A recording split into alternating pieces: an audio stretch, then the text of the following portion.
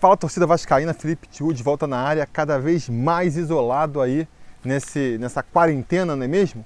Hoje para falar de pontos corridos versus mata-mata, um assunto aí que é mais antigo do que andar para frente, não é mesmo? Um assunto aí que desde que eu me dou por gente se discute no futebol, nunca sai de moda. Desde que eu criei o canal aqui, vocês pedem para eu fazer um vídeo sobre esse assunto. Agora temos tempo, né? Não temos nada mais urgente para comentar. Pareceu um bom momento para falar sobre isso, principalmente por conta de um vídeo postado pelo Rica Perrone na semana passada, né? Que os conselheiros aqui do Sobre Vasco compartilharam lá no nosso grupo exclusivo do WhatsApp. E aí causou uma certa discussão por lá. Eu resolvi trazer essa discussão para cá, trazer meus pontos de vista sobre essa questão, principalmente rebatendo o vídeo do Rica Perrone, que eu acho que usou uns argumentos meio fracos para defender o mata-mata. Eu vou aqui explicar por que eu sou a favor dos pontos corridos, por que eu acho que os pontos corridos são mais interessantes e porque, independente de eu gostar ou não, os pontos corridos estão aí para ficar por muito tempo. Mas antes disso, acho que também é um bom momento para eu mais uma vez aqui pedir para quem curte o canal e para quem quer apoiar a gente, para que a gente possa aí continuar não só com o trabalho, mas procurar sempre melhorar, fazer mais vídeos e com mais qualidade, se tornar um apoiador aqui do Sobre Vasco. A partir de R$3, que, poxa vida, é uma cervejinha por mês que vocês pagam aqui para o canal, você já pode ser membro aqui no YouTube, já ajuda, já ganha o badzinho do lado dos comentários, já ajuda pra caramba. Mas se você puder contribuir com mais, tem mais benefícios. Entre eles, ter acesso a esse grupo exclusivo no WhatsApp a partir de R$5 lá no apoia.se/sobrevasco ou a partir de R$8 sendo membro aqui no YouTube, você já ganha acesso ao grupo do WhatsApp. E se você puder e quiser colaborar com ainda mais, você ganha ainda outros benefícios, como por exemplo o sorteio a camisa Sobre Vasco uma vez por mês. Beleza? Então vai lá em apoia.se/sobrevasco ou clica aqui no Seja Membro e veja aí as possibilidades que você tem de colaborar. Eu vou agradecer do fundo do meu coração. Voltando aqui ao assunto então, separei até uma listinha aqui com o que o Rica falou lá no vídeo dele, para rebater aqui com vocês, para comentar o meu ponto de vista. Pois bem, o Rica Perrone ele começa o vídeo dele com o argumento de que aqui no Brasil se pensa muito no lado esportivo, no lado do clube, e não se pensa no lado do entretenimento, né? É uma tecla na qual ele vai bater durante todo o vídeo dele para justificar a volta do mata-mata. Eu concordo com a avaliação dele de que aqui no Brasil se pensa muito no clube, né? Cada torcida e cada clube só pensa mais em si e não no todo, não no entretenimento. Eu só discordo da conclusão. Ele acha que isso que leva aos pontos corridos, eu acho que é justamente o contrário. Esse tipo de pensamento leva ao mata-mata. Porque se você só está pensando no seu próprio benefício, no benefício do clube ter chance de campeão, então o campeonato de mata-mata, como era disputado até 2002, dá muito mais oportunidade para você ser campeão, né? Vai começar agora o Campeonato Brasileiro e quantos clubes você põe aí como candidatos ao título? Agora tem aí o Flamengo um pouco mais de frente, mas mesmo em outros casos, em outras situações, você coloca ali uns 2 ou 3 como candidatos ao título no máximo. Se você faz aquele esquema de mata-mata, em que 8 clubes classificam para um playoff final, você está abrindo muito mais o leque de clubes que podem ser campeões. Além dos 8, né, que vão para o mata-mata e vão ter mais chance, mesmo quem está ali na rabeira, em nono, em décimo, vai até o finalzinho ali, está sonhando com chegar nos playoffs e ser campeão.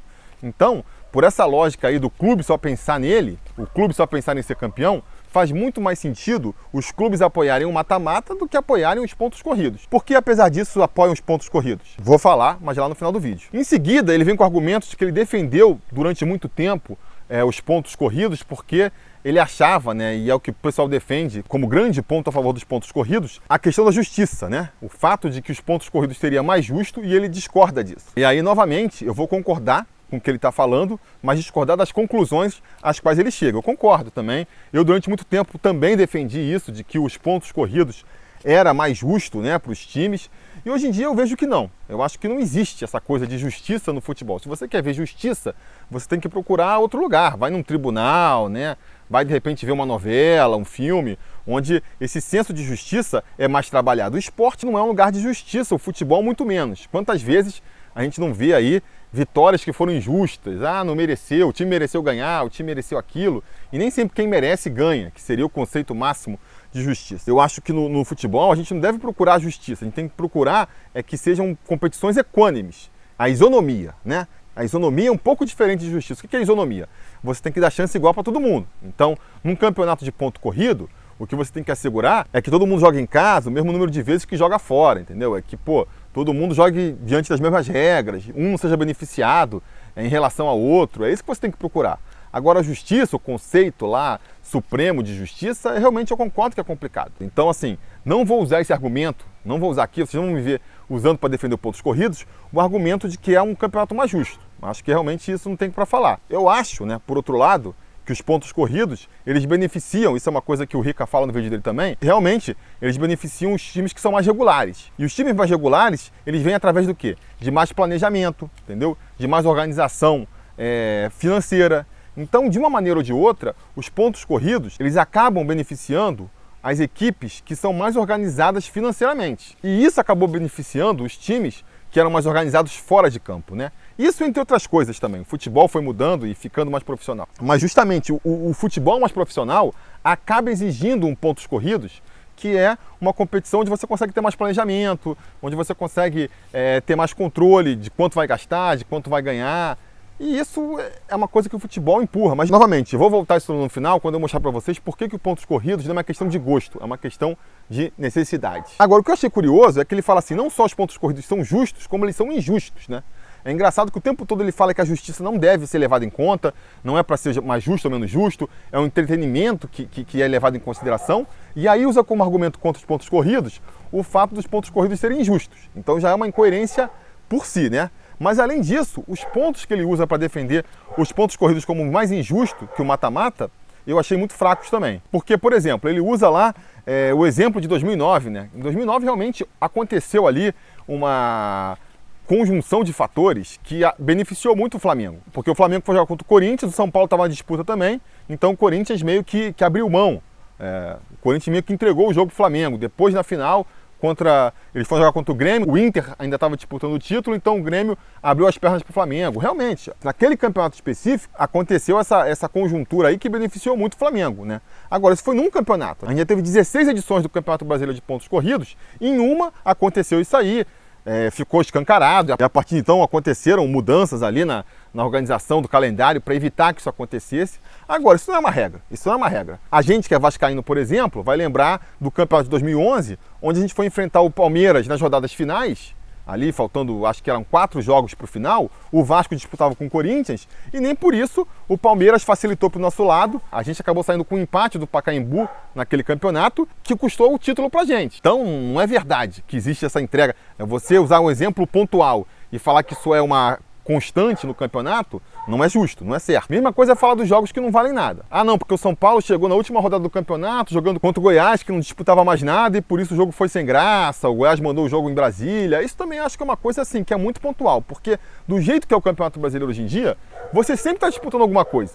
Nem todo mundo chega na última rodada disputando o título, mas todo mundo chega disputando alguma coisa. Ou está disputando para tentar ir na Libertadores ainda, ou está disputando para não ser rebaixado, ou para conseguir uma vaga na Sul-Americana. Sempre está se disputando alguma coisa. E aí achar que o time vai entrar de sacanagem por conta disso, que ele vai entregar para o São Paulo só porque ele não pode ser campeão, também parece incoerente, né? O Vasco foi jogar contra o Ceará, por exemplo, lá em 2018, e o Ceará já estava livre do rebaixamento, não tinha chance de ser campeão, mas queria uma vaga na Sul-Americana e por isso tentou vencer do Vasco. Não foi um jogo fácil, não foi um jogo de comadres, foi um jogo disputado. Não valia campeonato, não valia nada. Mas um queria evitar ser rebaixado e o outro queria ir para a Sul-Americana. E só isso já criou a competitividade. Então esse argumento para mim também não se sustenta. E finalmente um outro argumento que ele usa, que eu acho também bem fraco, é o argumento de que não é justo porque os times que estão em mais de uma competição entram com time reserva. Ele usa o exemplo do Grêmio, que, sei lá, jogou 12 jogos com time reserva e por isso não disputou para valer o título, né?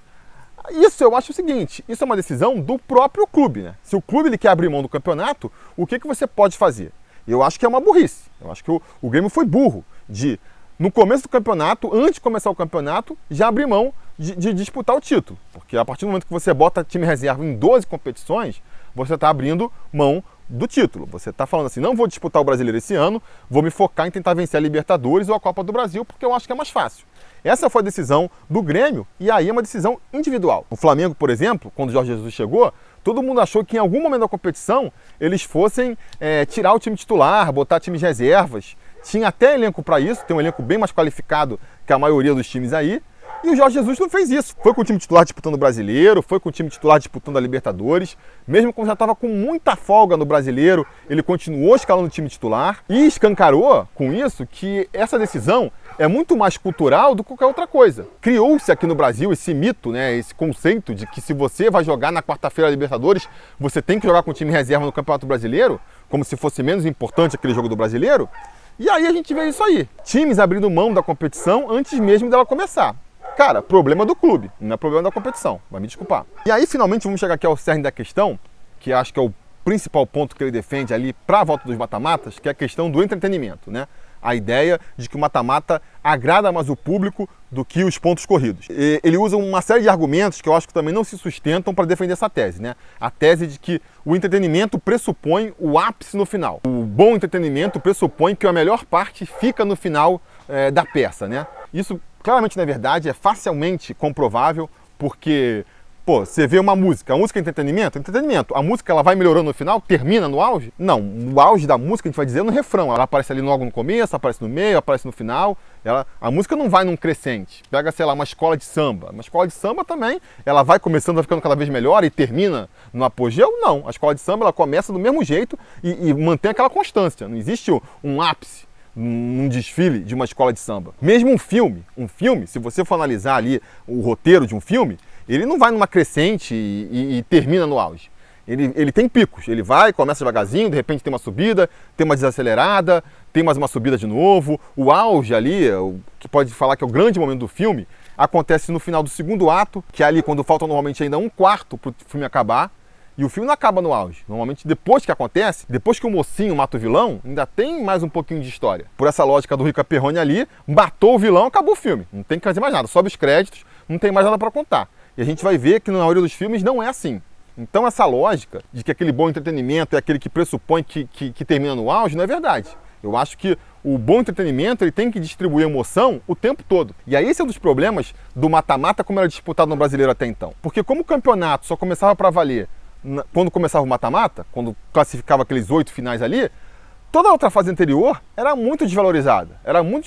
Os melhores times, o time que estava lá em primeiro, em segundo, terceiro e quarto, muitas vezes eles já se cristalizavam naquelas primeiras posições muito no meio da competição. Então, sei lá, eram 20 jogos que se disputavam, 24 jogos para ver quem eram os 8 melhores. Com 10 jogos já tinham 4 times ali que estavam classificados para o playoff. E tiravam o pé e acabavam diminuindo o ritmo. Porque, pô, para que a gente vai se esforçar mais? Já estamos classificados. Por isso que muitas vezes acontecia do oitavo ser campeão. Muitas vezes o oitavo lugar era um time que começava devagar e crescia na reta final, entendeu? Então ele chegava naquele momento ali do playoff, no momento do mata-mata, o oitavo chegava muito mais em ritmo de jogo do que muitas vezes o primeiro colocado, que já tinha diminuído o ritmo até, porque pra quê, né? Pra que continuar no ritmo alto se a gente já está classificado, se pouca diferença faz se você chega no final da primeira fase com 50 pontos, com 40 ou com 30. E isso se refletia muito na média de público. O pessoal fica falando da média de público dos playoffs, que só lotava, era sempre casa lotada, e é verdade, mas esquece da primeira fase. Muitas vezes a primeira fase do Campeonato Brasileiro de mata-mata tinham públicos muito irrisórios. Por quê? A galera esperava. Eu não vou agora nesse jogo que não vale nada, sabe? Independente do time ganhar aqui ou perder ou empatar, pouca diferença faz. Ele conseguindo a classificação para o playoff, zera tudo, começa tudo do zero de novo. Então o pessoal deixava para acompanhar mais nos playoffs. No Campeonato Brasileiro de pontos corridos é diferente. Cada ponto perdido, aquele empatezinho em casa na primeira rodada, ele vai valer tanto quanto um empate fora de casa na última rodada. Então existe mais essa consciência, vai se aprendendo com o tempo, como cada jogo é tipo uma final, entendeu? E isso dá importância para cada partida. Eu acho que isso se reflete no público dos jogos, que vem aumentando com o passar dos anos. Não caiu com os pontos corridos. E se você for ver a média de público ao longo das rodadas, ela se mantém mais ou menos constante. Então, o discurso dele de que chega no final do campeonato não tem mais nada em disputa, não é verdade. Se fosse assim, os estádios não estariam cheios. O pessoal vai ver os jogos. Mesmo que seu time não esteja disputando o campeonato para ser campeão, tem outras coisas em disputa, o que leva a torcida aos estádios. E isso é entretenimento também. Não é só quem é o campeão que é entretenimento. Falar que só quem ganha, que só a disputa pelo campeonato é entretenimento, é outra distorção. Eu ver se o Vasco vai ser rebaixado ou não, se o Vasco vai conseguir uma vaga na Sul-Americana, se o Vasco vai conseguir uma vaga para a Libertadores, para mim, que sou vascaíno, também é entretenimento. Muitas vezes vai ser muito mais entretenimento do que ver outros dois times disputando a final. entendeu? Então o que é entretenimento, sabe? Aí ele fala assim, ah não, porque os jogos memoráveis são os jogos de mata-mata, são os jogos da final. Você não vai ter um jogo memorável na memória de pontos corridos. Também acho uma mentira. Tem vários jogos memoráveis pra mim, e olha que o Vasco na era dos pontos corridos quase nunca disputou o título, né? Só em 2011 disputou o título. E ainda assim tem jogos memoráveis. Pô, quem não lembra do Vasco e Fluminense com aquele gol do Bernardo no finalzinho? Nenhum dos gols que tá na memória de todo vascaíno? Foi um jogo de pontos corridos. O que valeu mais em 97? A final contra o Palmeiras ou o quadrangular lá final, que não era bem mata-mata, era um quadrangular final, onde a gente goleou o Flamengo por 4-1. O que é mais na memória do vascaíno? O jogo contra o River Plate no Monumental ou o jogo contra o Barcelona de Guayaquil? É mata-mata, eu sei, mas o ápice daquela competição foi contra o River Plate, não foi na final. Então esse conceito de que um bom entretenimento termina com a grande final, mais uma vez, se prova errado. E finalmente, a principal bengala que o Rica usa para reforçar o seu conceito de que o que vale é o entretenimento e que o mata-mata é mais entretenimento, são as ligas americanas, né? Ele usa como exemplo as ligas americanas, que o americano só pensa no lado do entretenimento e que por isso eles fazem todas as suas ligas com finais. E o brasileiro copiaria um modelo europeu, que é um modelo que preza mais pela justiça, sabe? De onde que ele tirou esse conceito de que o europeu preza mais pela justiça do que o americano? Não sei. Mas enfim, ele usa esse argumento para justificar e que a gente aqui é puxa-saco de europeu e por isso a imprensa, não sei o que lá, puxa o saco do europeu. De novo, tirou esse argumento louco aí de que, sei lá, o europeu está mais preocupado com a justiça que o americano, não sei de onde que ele tirou esse argumento, e é um argumento que não se justifica. Por que a gente olha mais para o futebol europeu do que para as ligas americanas? Eu acho que é porque está mais próximo da gente, né? Não só porque é o mesmo esporte, estamos falando de futebol, não estamos falando de basquete, nem de futebol americano, nem de beisebol, mas também é a mesma realidade. Não só isso, como é a mesma realidade, que são clubes independentes, que se juntam numa federação, que disputam vários campeonatos. Porque essa é uma outra questão. A gente não precisa discutir o que é melhor, o mata-mata ou os pontos corridos. A gente tem várias competições. A gente pode escolher os dois, que é o modelo atual. A gente joga o Campeonato Brasileiro de pontos corridos? Sim, mas a Copa do Brasil é mata-mata, a Libertadores é mata-mata, a Sul-Americana é mata-mata, o Campeonato Estadual termina com mata-mata, a Copa do Mundo é mata-mata. Então você pega os torneios de futebol, 90% deles é mata-mata. E aí não pode ter um torneiozinho que seja de pontos corridos. Tem que ser tudo mata-mata? Não precisa, dá para ter os dois. Nas ligas americanas não dá. As ligas americanas elas só jogam um campeonato por ano. Então eles têm esse dilema de jogar mata-mata ou jogar pontos corridos. O futebol não precisa ter. É uma falsa dicotomia achar que a gente tem que escolher entre o mata-mata e o pontos corridos. A gente pode conviver com os dois. E aí eles usam também esse argumento assim de que os grandes campeonatos do mundo são em mata-mata, o que mostra que o mata-mata é melhor. De novo, também não é verdade. Claro, vão ter muitas competições memoráveis que são disputadas de mata-mata porque existem mais competições nesse modelo. Mas vai dizer que a Premier League não é um dos grandes campeonatos do mundo? Que o Campeonato Espanhol não é um dos grandes campeonatos do mundo? Todo mundo não fica de olho para ver quem vai ganhar? Então, assim, existem grandes campeonatos de pontos corridos no mundo também. Não é que o Brasil está inventando uma jabuticaba com seus campeonatos de pontos corridos. E, de novo, existe uma justificativa muito forte para isso. Eu acho assim, se você quer copiar as ligas americanas pelo fator entretenimento, por todo o esforço que elas fazem para trazerem o máximo de entretenimento possível, ótimo. Mas tem outras coisas que são muito mais eficientes para isso do que o mata-mata. Muito mais eficientes. Porque, por exemplo, o mata-mata faz do estadual um campeonato interessante? Não faz, né? Então, assim, não basta botar o mata-mata que automaticamente uma competição vai ser interessante. Não é isso. Tem outra coisa muito mais importante que as ligas americanas fazem para deixar os campeonatos realmente disputados e interessantes, que vão além do mata-mata, que é o quê? Um equilíbrio maior dos times. Se você for ver as ligas americanas, pode ser de futebol americano, de beisebol, de basquete, são todas baseadas no mesmo conceito. Para você ter um campeonato competitivo e que, portanto, atraia mais entretenimento, você tem que deixar os times mais equilibrados. E eles têm várias medidas para fazer com que isso aconteça. Eles têm, por exemplo, um teto salarial. Então não importa o quão rico um time seja, ele não pode sair contratando a rodo. Ele tem um máximo que ele pode gastar para montar o time dele, para o cara não conseguir fazer um time com todas as estrelas do mundo e deixar só a rapa pro resto. Eles têm o esquema do draft, né, que é a seleção dos jogadores que vão entrar na liga, os jogadores novatos. Eles têm que entrar por um esquema de escolhas onde quem ficou em último na última competição escolhe primeiro e quem foi campeão vai ser o último a escolher. Qual que é a ideia? O time que foi ruim o suficiente para terminar em último, ele vai ter mais chance de escolher um novato talentoso para o time dele, para tentar equilibrar as coisas. Claro, e essas coisas que eu estou falando aqui, elas são meio impraticáveis do brasileiro importar para sua competição, porque aqui é um modelo diferente. Nas ligas americanas, as ligas, eles são os donos dos clubes. Eles alugam a franquia lá para os milionários, que são os donos, mas em última análise, o dono da franquia é a liga. O dono do Lakers, o dono do Celtics, o dono do Chicago Bulls é a NBA. Não são lá os milionários. Se a NBA quiser, ela tira o time do dono, como ela fez alguns anos atrás com o dono do Los Angeles Clippers. Pesquise aí para ver. O dono do Los Angeles Clippers fez lá uma declaração racista, pegou mal para a NBA foi e tirou o time dele, deu para outro, ou outro cara que compra o time. Então eles têm esse poder. Então é um pensamento muito mais unificado. É um pensamento muito mais pensando no campeonato do que nos times de forma isolada. É difícil de você imaginar o Brasil adotando isso aqui, ou a Europa adotando. Então esse é um dos motivos, por exemplo, que o Brasil se mira mais na Europa. Na Europa também não existe isso, dos times serem franquias das ligas. Então é uma realidade muito mais próxima da brasileira, o que justifica que o futebol brasileiro, se espelhe muito mais no futebol europeu do que nas ligas americanas. Mas, por exemplo, quer ver uma coisa que o Brasil poderia fazer e que outros times poderiam fazer, imitando as ligas americanas? Isso dá para fazer independente de qualquer coisa? O dinheiro da televisão poderia ser distribuído igualmente entre os clubes. Pega aí, sendo radical, só para extrapolar meu ponto.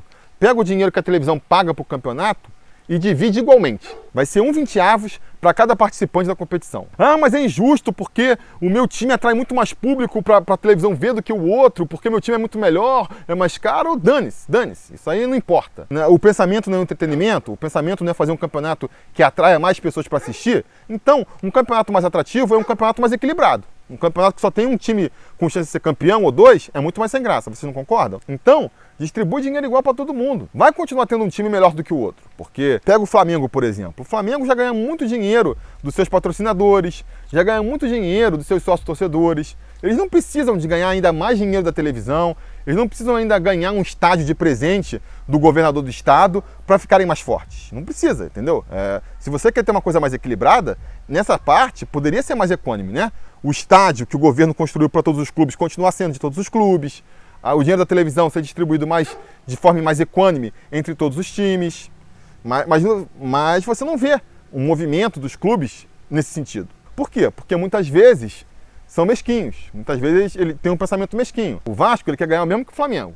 Mas se de repente o Atlético Paranaense quiser ganhar o mesmo que o Vasco, aí o Vasco já não quer. Ah não, eu não posso. Não posso ganhar a mesma coisa que o Atlético Paranaense. E o Atlético Paranaense acha que não pode ganhar a mesma coisa que, sei lá, o Red Bull Bragantino. E aí fica essa mesquinharia e fica cada um por si. Aí a gente vai vendo o que está acontecendo aí. Os clubes com mais poder de negociação por um motivo ou por outro vão se dando bem ali, vão ganhando cada vez mais dinheiro em detrimento dos outros que ganham cada vez mais merreca.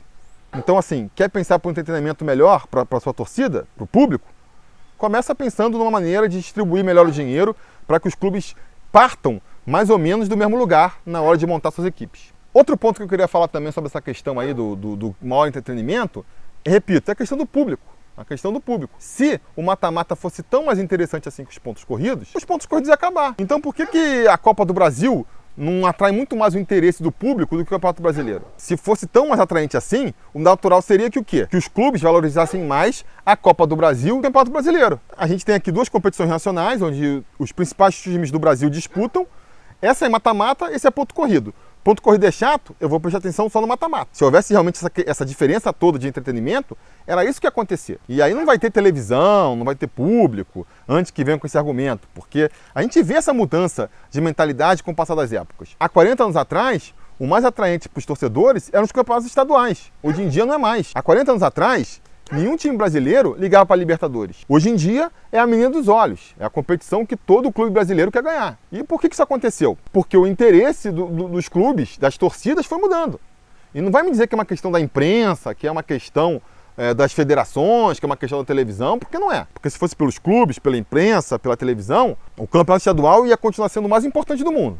Para os clubes ia ser bom, porque pega, por exemplo, o Vasco, ia continuar tendo a chance de ser campeão de um título relevante, ia ter mais chance de ser campeão. É muito mais fácil do Vasco ser campeão num estadual, onde ele é um dos 4 grandes, do que num brasileiro ou numa Libertadores, onde tem muito mais times fortes. Concorda comigo? Mesma coisa serve para a televisão e para as federações. Elas têm muito mais ingerência e muito mais poder no estadual do que em competições internacionais. Para a Globo seria muito mais interessante que o Carioca ainda fosse atraente, o Carioca onde ela manda soltar e manda prender, do que uma Libertadores da vida onde ela tem que lidar com muitos mais problemas, né? Tanto que ela perdeu metade dos direitos de transmissão da Libertadores, porque apareceram outros caras interessados, ela tem menos influência. Então não é assim uma questão de agentes poderosos que foram influenciando para o campeonato de pontos corridos ficar mais interessante, para a Libertadores ficar mais interessante e para o campeonato estadual ficar menos interessante. Isso foram coisas que foram acontecendo em virtude do próprio interesse do público. Pelo menos é assim que avalio. E o que mostra para mim que sim, os campeonatos de pontos corridos eles são muito interessantes também. Eles são um pouco diferentes, mas são interessantes. E eu acho que é bom ter essa diversidade. Por que ficar nesse pensamento único de só um mata-mata interessante? E aí você já tem a Copa do Brasil que é mata-mata, já tem a Sul-Americana que é mata-mata, já tem o Campeonato Carioca que é mata-mata e o Campeonato Brasileiro também tem que ser mata-mata. Por isso que eu acho legal mudar um pouco. Uma vez por ano, em uma competição, a gente tem uma lógica um pouco diferente, em que a metodologia, a abordagem tem que ser um pouco diferente. Então tem times que são mais copeiros, que crescem mais no final. Esses times vão se dar bem na Copa do Brasil, na Libertadores. Tem times que são melhores numa disputa de longo prazo? Ótimo! Para esses aí, o Campeonato Brasileiro vai ser uma competição mais interessante. E é bom que a gente tenha aí competições que atendam a vários tipos de times. Eu acho que esse tipo de pluralidade só ajuda no futebol brasileiro. E por isso, eu sou um entusiasta do Campeonato Brasileiro por pontos corridos. Agora, como eu dizia no começo do vídeo, independente de eu gostar mais ou gostar menos do Campeonato Brasileiro de pontos corridos, a verdade é que os pontos corridos vieram para ficar, por uma questão clara e simples. É economicamente melhor para os clubes, para a televisão, para os patrocinadores, o campeonato de pontos corridos. E é por isso que o campeonato de pontos corridos veio para ficar. Por que é mais interessante para os clubes o campeonato de pontos corridos? Porque o clube tem a garantia de que vai jogar aqueles 38 jogos na temporada. E isso vai muito além do dinheiro que ele vai ganhar da TV. O Rica fala, não, porque se o problema for dinheiro, você paga o mesmo dinheiro para os clubes que saíram do que os clubes que estão para o playoff. Primeiro que essa tese aí ia ser difícil de passar pelos clubes. Que eu já comentei aqui, os clubes são mesquinhos, um que abre mão para o outro. Difícil de imaginar que um Flamengo da vida, que já entra na competição sabendo lá que vai estar entre os primeiros, ia aceitar abrir mão de uma parte do seu dinheiro para dar para, sei lá, um esporte da vida que ele sabe que não tem nenhuma chance de ir para os playoffs. Já ia ser difícil de conseguir. Mas independente, mesmo que conseguisse essa façanha, ainda assim, os clubes eles perdem dinheiro numa competição em que eles têm o risco de chegar lá nos últimos meses do ano sem ter o que jogar. Por quê? Porque você perde dinheiro da bilheteria desses jogos, porque você perde também na venda de plano de sócio-torcedor. A gente sabe, o grande atrativo do sócio-torcedor é o desconto e a facilidade que ele dá quando o torcedor vai nos jogos. É para isso, basicamente, que ele se associa, né? Tem a parcela ali que se associa só para ajudar, mas a grande maioria a gente sabe, ela quer ajudar, mas ela quer esses benefícios também. Então se de repente chega ali em outubro e você já vê que seu time não vai passar para os playoffs, e aí depois ainda vem Campeonato Carioca, que eu não costumo ir porque não é muito legal, e só em maio vai começar de novo, o que o torcedor pode fazer? Então vou parar de assinar, não vou mais assinar aqui o sócio-torcedor e volto em maio, quando voltarem os benefícios. Então tem esse lado dessa perda também. Tem dos patrocinadores, porque se o time está jogando, mal ou bem está se expondo. Ele está expondo a marca que está aqui na camisa, né? Se o Vasco não tem mais chance de nada, não tem chance de ser rebaixado, não tem chance de ir para a Libertadores, de ser campeão, mas vai jogar contra um time que tem essa chance e o jogo vai passar na televisão, a marca do patrocinador do Vasco vai estar lá sendo exibida. Se for no esquema de playoff, não. Então já é mais um dinheiro que ele perde. Para a televisão, que nem eu disse, também é desinteressante.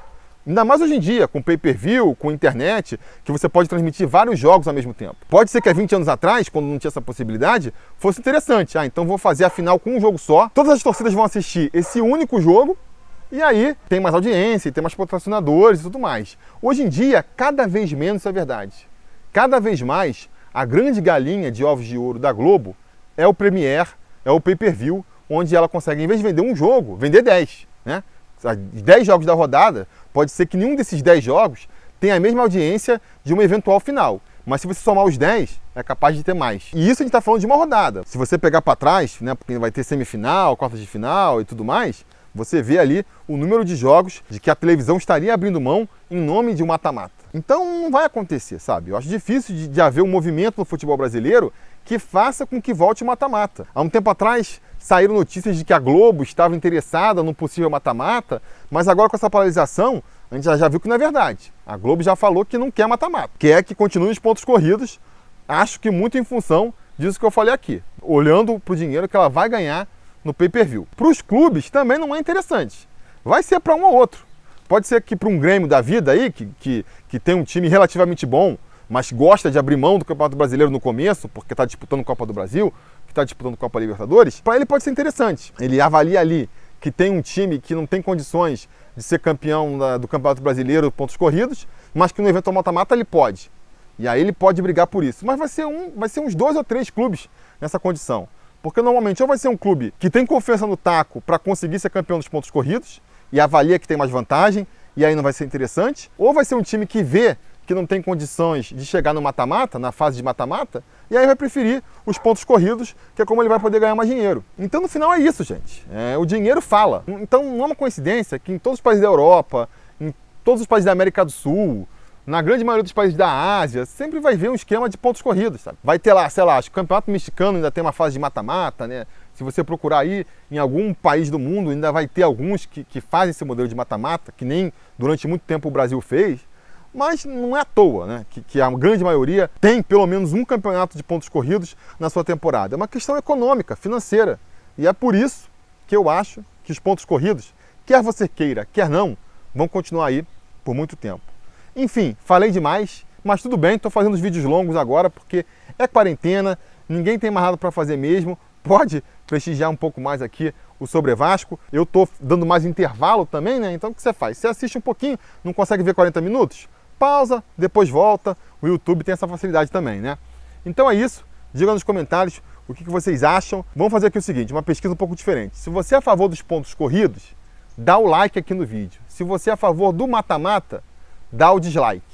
Vamos aqui sacrificar esse vídeo em nome de uma pesquisa. Quero ver aqui depois no final. Você aí, olha aqui para baixo no vídeo, você já vai ver pelo número de likes e dislikes o que o público do Sobre Vasco prefere. Se é o mata-mata ou se é o pontos corridos. Vamos ver aqui. É isso que eu tinha para dizer por hoje. A gente vai se falando. A realização desse vídeo só foi possível graças ao apoio inestimável dos conselheiros do Sobre Vasco. Ajude você também ao Sobre Vasco continuar no ar, se tornando um apoiador em apoia.se/Sobre Vasco ou sendo um membro do canal aqui no YouTube.